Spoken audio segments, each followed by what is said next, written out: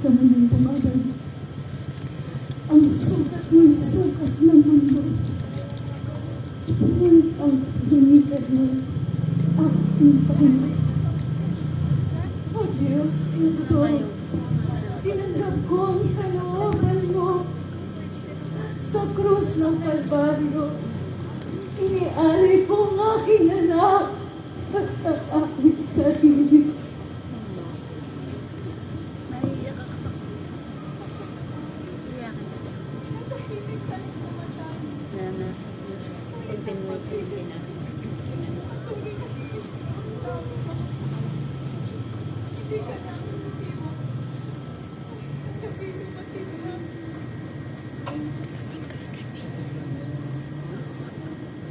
Ina, ang kanyang kamatayan ay hindi pa ang wakas.